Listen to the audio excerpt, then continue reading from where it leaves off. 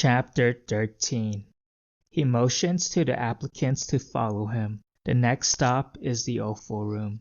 They walk there very slowly, and he tells them that the product is used almost in its entirety. Hardly anything goes to waste, he says. The shorter applicant stops to watch a worker use a blowtorch on the scalded corpses. Once they're entirely hairless, they can be gutted. On the way there, they walk through the cutting room. The rooms are all connected by a rail that moves the bodies from one stage to the next. Through the wide windows, they see the way the head and extremities of the female stunned by Sergio are cut off with a saw. They stop to watch. A worker picks up her head and takes it to another table, where he removes her eyes and puts them on a tray with a label that says eyes. He opens her mouth, cuts out her tongue, and places it on a tray with a label that says tongues. He cuts off her ears and sets them down on a tray with a label that says ears.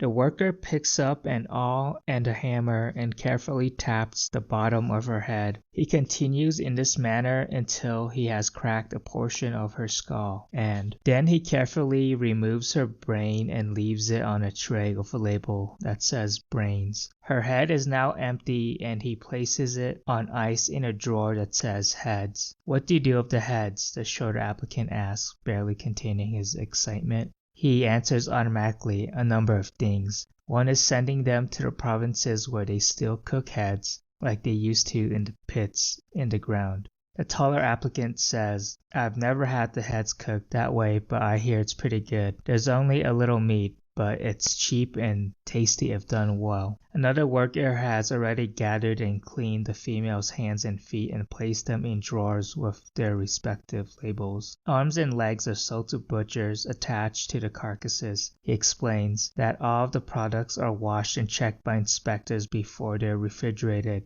He points to a man who's dressed like the rest of the workers, but is carrying a folder in which he jots down information, and a certification stamp that he takes out every so often and uses. The female that Sergio stunned has now been flayed and is unrecognizable. Without skin and extremities, she's becoming a carcass. They see the way a worker picks up the skin that was removed by machine and carefully places and stretches it on one of several large drawers. They continue walking. The wide window now face either the intermediate room or the cutting room. The flayed bodies move along the rails. The worker make a precise cut from the pubis to the solar plexus. The taller applicant asks him why there are two workers per body. He explains one worker makes a cut and the other stitches the anus shut to prevent expulsions from contaminating the product. The other applicant laughs and says, "I wouldn't want that job." He thinks he wouldn't even hire the man for that job. The taller applicant has had enough as well and looks at him with contempt.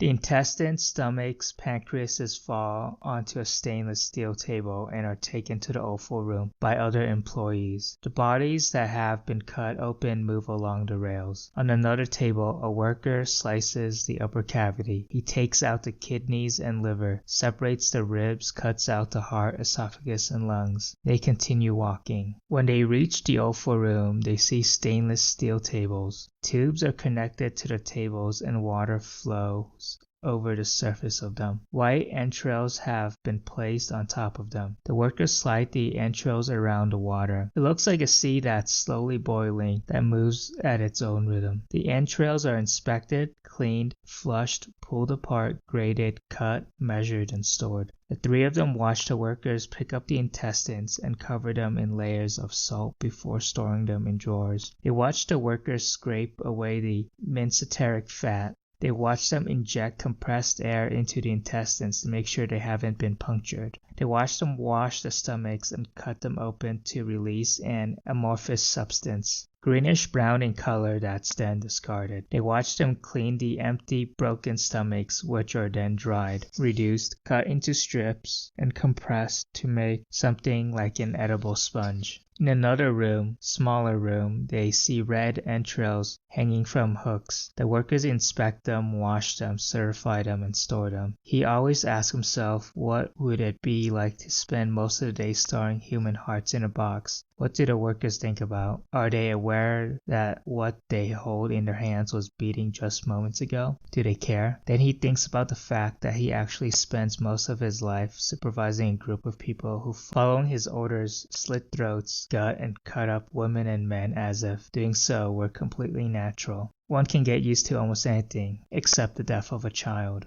How many head do they have to kill each month so he can pay for his father's nursing home? How many humans do they have to slaughter for him to forget how he laid Leo down in his cot, tucked him in, sang him a lullaby, and the next day saw he had died in his sleep? How many hearts need to be stored in boxes for the pain to be transformed onto something else? But the pain he intuits is the only thing that keeps him breathing. Without the sadness, he has nothing left.